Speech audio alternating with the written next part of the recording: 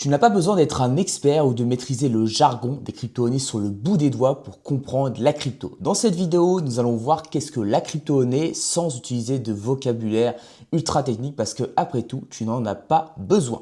Et je vais te faire une promesse à la fin de cette fameuse vidéo, tu vas comprendre mieux la crypto-monnaie que 90% des investisseurs qui investissent déjà et qui ne comprennent pas dans quoi ils investissent. Donc déjà d'une, qu'est-ce qu'une crypto-monnaie? Il faut savoir qu'une crypto-monnaie, c'est un actif qui est 100% digital. C'est-à-dire que c'est pas quelque chose que tu vas pouvoir détenir comme un billet de 10 euros, comme une pièce de 2 euros dans tes mains. Voilà, c'est pas du tout palpable. Donc ça, il ne faut pas du tout s'inquiéter. D'ailleurs, la majorité de ton argent aujourd'hui ne l'est pas. Quand tu vas avoir 15 000 euros sur ton compte en banque, tu ne vas pas pouvoir aller à la banque et retirer directement tous tes 15 000 euros. On va dire non, monsieur, ce n'est pas possible. Donc, pas d'inquiétude sur ça, c'est justement le futur de la finance, toutes ces choses-là. Donc à terme, on n'aura plus de billets, on n'aura plus de pièces de 2 euros, comme les chèques qui vont disparaître, etc. etc. Et c'est comme ça. Voilà, c'est l'histoire bien évidemment de la monnaie. Ensuite, il faut savoir qu'une crypto-monnaie, c'est un projet qui est mis en place par des individus ou également une entreprise. C'est vrai que la question qu'on me pose souvent, c'est Florent, ouais mais la crypto-monnaie, c'est trop bizarre, comment c'est fait, etc.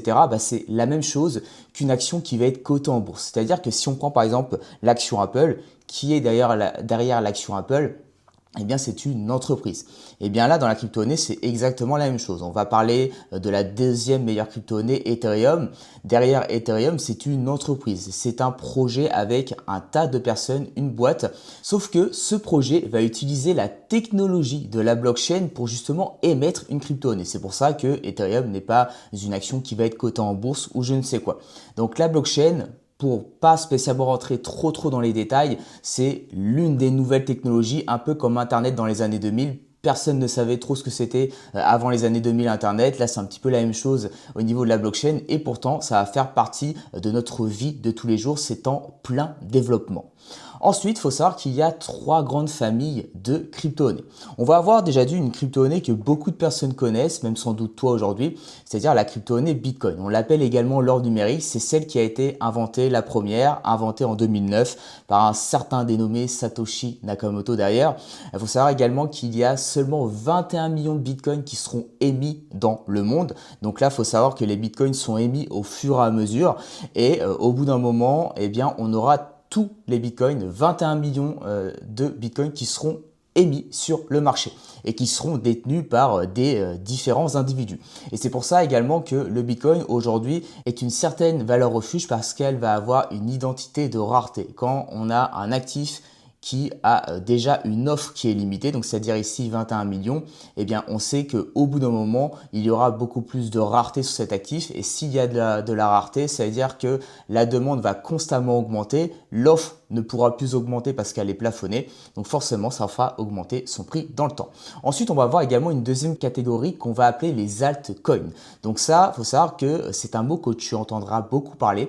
Donc ce sont toutes les autres crypto-monnaies derrière le Bitcoin. C'est-à-dire qu'aujourd'hui, on a la crypto-monnaie Bitcoin et ensuite, les autres sont considérés comme des altcoins. On va avoir donc deux grandes familles d'altcoins. Premièrement, par exemple, on va avoir la crypto-monnaie Solana, également la crypto-monnaie Ethereum qui sont très connues. En fait, ce sont des crypto-monnaies, donc des projets qui vont avoir leur propre blockchain. Donc là, je réutilise le mot blockchain parce que pour les différencier, on va en avoir besoin. Voilà, c'est un projet qui a émis sa propre blockchain avec des caractéristiques bien spécifiques, donc une technologie bien spécifique. Ensuite, à côté, on va avoir d'autres crypto-monnaies, donc d'autres projets alternatifs qui vont utiliser des blockchains qui sont déjà existantes. Ça veut dire que Ethereum est un projet, est une crypto-monnaie qui fonctionne avec sa propre blockchain et sa blockchain permet également à d'autres individus ainsi que d'autres entreprises de créer leur crypto-monnaie. Solana, c'est exactement la même chose. C'est un projet qui est un petit peu dérivé d'Ethereum avec des caractéristiques bien spécifiques, mais ils ont leur propre blockchain et à côté de ça, eh bien, ça permet à d'autres projets et d'autres crypto-monnaies de pouvoir éclore. Donc, en fait, on va avoir par exemple la crypto-monnaie Trump, AAVE et j'en passe. Il y en a plus de 10 000 des crypto-monnaies à l'instant où j'en parle qui vont également être créées sur des blockchains qui ont eux-mêmes leur propre crypto-monnaie comme Ethereum et Solana. Ensuite, on va également avoir donc une troisième catégorie qu'on appelle les stablecoins. Donc qu'est-ce qu'un stablecoin? En fait, un stablecoin, c'est comme une monnaie fiduciaire. Donc une monnaie fiduciaire, c'est quoi? C'est l'euro, le dollar, le livre sterling, hein, ce qu'on utilise pour pouvoir payer tous les jours en fait. Et les stablecoins, c'est un petit peu la même chose, c'est-à-dire que par exemple, on va avoir l'USDT qui va valoir 1 dollar. On va également avoir le URC qui va valoir 1 euro. Donc ce sont des crypto-monnaies qui sont tout le temps stables et en fait, elles sont backées par rapport au dollar ou à l'euro. Et c'est très utilisé en fait dans la crypto-monnaie parce que aujourd'hui l'USDT ou même le URC, enfin tout autre stablecoin représente une certaine niche fiscale. C'est-à-dire que faut savoir qu'aujourd'hui, en France en tout cas, la revente de crypto-monnaie à crypto-monnaie n'est pas imposée. Ça veut dire quoi? Par exemple, si on achète du Bitcoin et que celui-ci augmente, ça veut dire qu'on va automatiquement gagner de l'argent. Mais on se rend compte qu'au bout d'un moment, qu'au bout de peut-être un an, eh bien, on va avoir un retournement à la baisse et que justement, on va démarrer un mouvement baissier. L'objectif, bien évidemment, ça va être d'encaisser ces rentabilités pour ne pas perdre d'argent. Ça se répète quand même de perdre l'argent qu'on a pu gagner. Donc, au lieu de revendre en euros, qui va entraîner une imposition, c'est ce que j'ai pu mettre justement dans le scénario A, eh bien on va plutôt vendre le Bitcoin en USDT. C'est ce qu'on voit dans le scénario B. Parce que l'avantage de vendre en USDT, eh bien ça ne va pas entraîner d'imposition. Et que si derrière, bien évidemment, ça faut faire attention à ça, si on souhaite réutiliser cet argent pour réinvestir sur le Bitcoin un peu plus tard ou également sur d'autres crypto-monnaies pour gagner de l'argent, eh bien ça va nous permettre en fait de réinvestir pleinement cet argent gagné sans valoir une certaine imposition par la suite. Par contre, bien évidemment, si au bout d'un moment tu souhaites encaisser tes rentabilités et tu souhaites utiliser ce que tu as gagné avec la crypto-monnaie pour pouvoir t'acheter des choses, avoir des compléments de revenus, bah oui, il faut la sortir en euros et là, cette imposition, eh bien, tu vas devoir la payer. Mais l'avantage de l'USDT et de tout stablecoin, eh bien, c'est d'avoir une certaine niche fiscale pendant le temps où on veut réutiliser constamment cette crypto-monnaie pour la faire grossir, grossir, grossir, grossir. Et ça, c'est un très gros avantage. Maintenant, quelle est la place des crypto-monnaies dans le monde? Donc, il faut savoir que les crypto-monnaies ont une certaine évolution forcément depuis 2009. Moi, j'ai commencé à investir d'ailleurs depuis 2016. Donc, j'ai déjà vu ce marché évoluer depuis 10 bonnes années et je peux vous avouer que ça a déjà très, très bien évolué. En tout cas, je me rends compte que ce marché devient de plus en plus mature. Il faut savoir qu'à l'instant où j'en parle, c'est-à-dire qu'aujourd'hui, on est en 2026, eh bien, on est encore au tout début de cet apogée des crypto-monnaies. On le voit sur ce graphique, donc on a différentes cases, on en a 5 en tout et actuellement on se trouve sur la deuxième case, donc Early Adopter. C'est-à-dire que les personnes qui investissent aujourd'hui encore dans la crypto-monnaie et qui commencent même peut-être comme toi, par exemple, eh bien, tu fais encore partie des premières personnes qui vont adopter cette toute nouvelle technologie, cette toute nouvelle finance, donc cette crypto-monnaie. C'est-à-dire que à la suite, si on arrive dans cette case à 5 sur 5, eh bien, tu peux t'imaginer qu'il y aura de plus en plus de monde. Donc, s'il y a de plus en plus de monde qui investit, il va y avoir plus de demandes. Donc, si la demande est supérieure à l'offre, ça veut dire que les prix auront déjà bien augmenté. C'est-à-dire que le Bitcoin, aujourd'hui, qui est aux alentours des 80 000 $, peut-être que quand il sera dans la case, là, la dernière case, il sera peut-être, je ne sais pas, on n'est pas Madame Irma, mais à 1 million de dollars. Ce qui fait que, dans tous les cas, bien évidemment, attention, il n'y a pas de risque zéro, mais tu peux déjà te dire que ok, je peux quand même déjà gagner de l'argent rien qu'avec ça. Ensuite, il faut savoir également que depuis quelques années, eh bien, on a également des grosses entreprises et pas n'importe quelles entreprises, des très gros fonds d'investissement, si ce n'est d'ailleurs les plus gros fonds d'investissement aujourd'hui qu'on a dans le monde, qui ont également inventé et créé même leur propre ETF Bitcoin et même sur d'autres crypto-monnaies comme Solana par exemple. C'est vrai que j'en parle pas spécialement ici. On a donc BlackRock qui est très très connu, ça tout le monde connaît. On a également un très grand fonds qui est Fidelity qui ont créé leur propre ETF. Donc ça permet quoi? Pourquoi ils ont fait ça? Tout simplement parce qu'ils croient en la crypto-monnaie. Ils savent également que ça va se développer, c'est une toute nouvelle finance et ils veulent permettre en fait à leurs clients qui sont des institutionnels, c'est pas n'importe qui, donc des gros clients qui ont de l'argent, de pouvoir investir dans le marché des crypto-monnaies, bien évidemment en ayant quelques sécurités. Ça leur évite d'investir directement dans la crypto-monnaie comme ça, sans aucune sécurité. Ils ont des sécurités en plus, on va dire, en fait, avec ces ETF. Mais ça nous montre en fait que si ces gros fonds d'investissement s'y mettent, ce n'est pas pour rien, c'est qu'il y a forcément une raison. Ensuite également, on a Donald Trump qui a créé sa propre réserve stratégique de Bitcoin, mais pas pour lui, il l'a créé pour les États-Unis. Et ça, il l'a fait donc du coup en 2024, c'est-à-dire qu'aujourd'hui, les États-Unis ont une partie de leur trésorerie qui se trouve en Bitcoin et qui grossit au fur et à mesure des années, comme ils le font par exemple avec l'or et sûrement également avec d'autres actifs. On a également donc les crypto-monnaies qui sont utilisées pour différentes choses. Par exemple avec l'Argentine qui utilise les stablecoins pour échapper à toute cette inflation. Il faut savoir que l'Argentine, comme d'autres pays, d'ailleurs on a eu le Venezuela également, ont pu subir une certaine inflation et vu que la monnaie de l'Argentine, donc si je ne me trompe pas c'est le pesos argentin, était en train de se dévaluer, et bien pour ça ils ont acheté de l'USDT parce qu'ils ne pouvaient pas acheter d'autres monnaies, ils ne pouvaient pas acheter du dollar. Il faut savoir qu'il y a certaines réglementations là-bas en Argentine et tu ne peux pas détenir du dollar comme tu le souhaites. Tu peux peut-être en détenir un certain montant mais pas autant que tu veux. Et l'avantage aujourd'hui des crypto-monnaies comme par exemple les stablecoins, l'USDT c'est égal à 1 dollar, donc l'USDT tu peux en détenir autant que tu veux. Donc c'est pour ça que par exemple les crypto-monnaies servent à combattre l'inflation. On a vu exactement la même chose au Venezuela il y a quelques années, je suis sûr que d'autres pays également l'ont fait également. On a eu le Salvador qui également a acheté du Bitcoin pour avoir une réserve nationale au même titre donc que les États-Unis, mais ils l'ont fait bien avant, c'était 2021-2022 et on a même derrière par exemple dans des moments de conflit comme on a actuellement entre l'Ukraine et la Russie, donc la Russie qui a réussi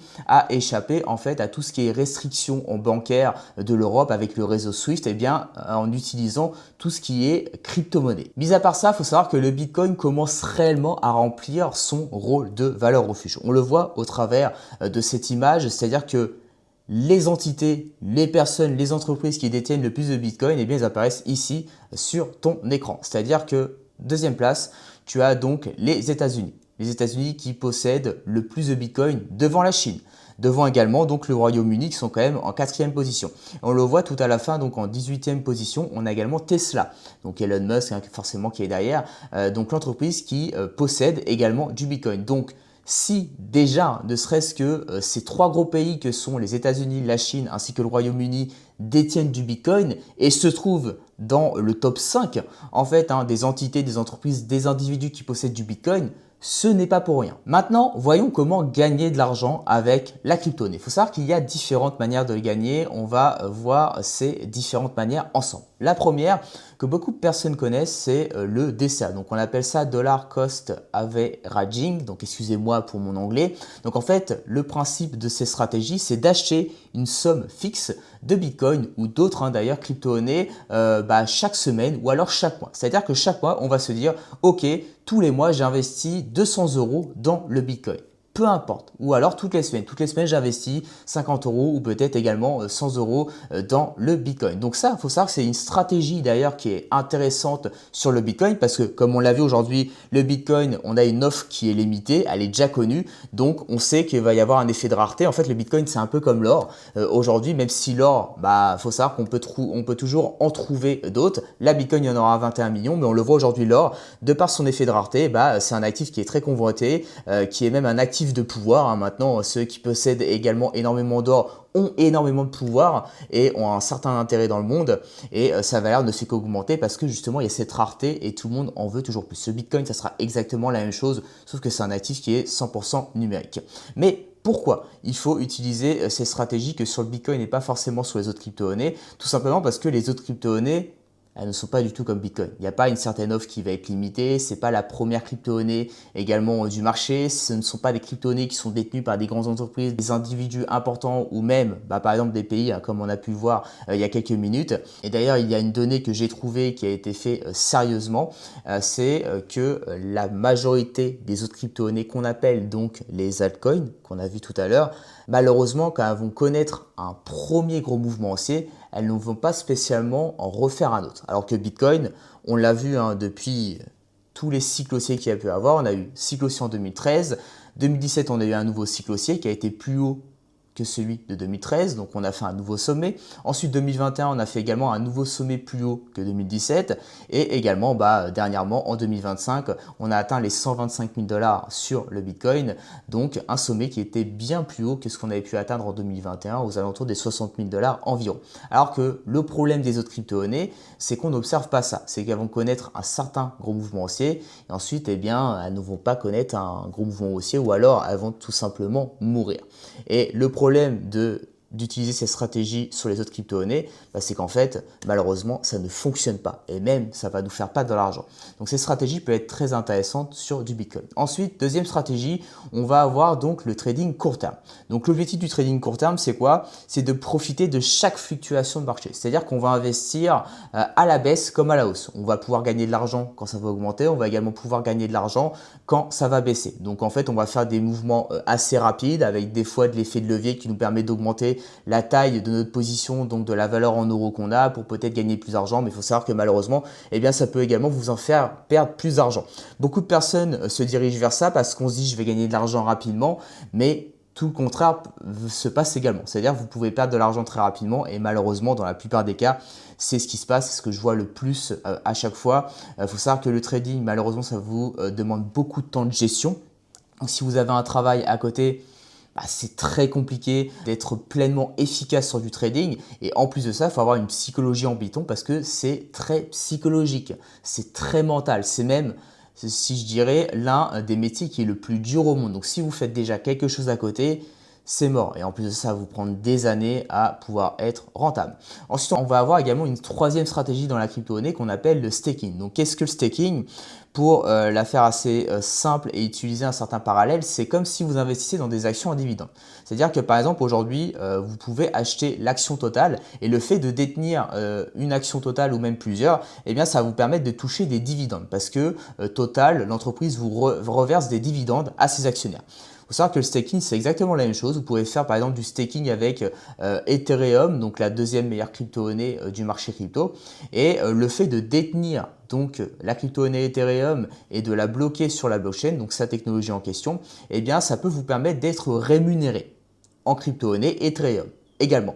Donc ça peut vous permettre de gagner de l'argent, donc comme ce principe des dividendes. Alors, personnellement, ce n'est pas quelque chose que j'utilise et je trouve que c'est assez dangereux également. Pourquoi? Parce qu'aujourd'hui, le marché des crypto-monnaies n'est pas encore assez stable. Il faut savoir qu'il est encore assez jeune. Comme vous le savez, le marché des actions à dividendes, ça existe depuis la nuit des temps. Donc là, on peut investir sur des entreprises comme Coca-Cola, Total ou même bien d'autres. Il y a plein d'autres grosses entreprises qui reversent des dividendes et on peut se douter que derrière, on va gagner de l'argent. Voilà. Un peu comme le Bitcoin aujourd'hui, on va investir dessus et on se doute qu'avec son effet de rareté, dans 10-20 ans, on aura gagné de l'argent. Là, c'est quand même très compliqué sur les autres crypto-monnaies parce qu'on ne sait pas ce que vont devenir les projets. C'est encore très récent, comme je vous l'ai dit. Attention aux altcoins. Ensuite, quatrième et dernière stratégie que moi j'utilise d'ailleurs, c'est l'investissement à moyen terme. Donc, qu'est-ce que ce type d'investissement? C'est-à-dire qu'on va acheter une crypto-monnaie, donc ça soit du Bitcoin ou également des altcoins, avant son mouvement haussier. Okay, et on va également la vendre pendant son mouvement haussier, juste avant son mouvement baissier. Donc, c'est-à-dire qu'on va anticiper les mouvements haussiers, on va anticiper également les mouvements baissiers. Donc, je vais avoir une certaine analyse derrière.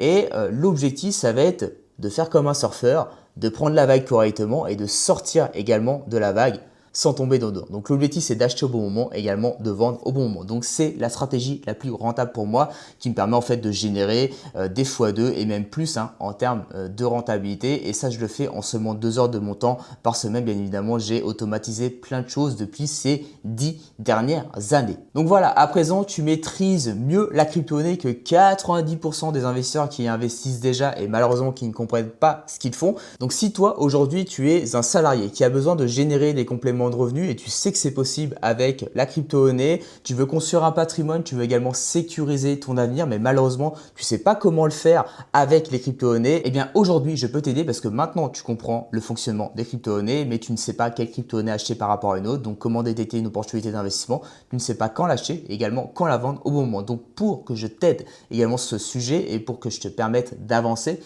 as juste à cliquer sur le lien qui se trouve en description de cette vidéo, de prendre un rendez-vous avec moi. on parle de toutes ces choses-là. On va pouvoir mettre un plan d'action par rapport à ta situation. On va étudier tes problèmes du moment, tes objectifs. C'est quand même hyper important et je vais te fournir un vrai plan d'action pour pouvoir avancer. On se retrouve de l'autre côté. Ciao!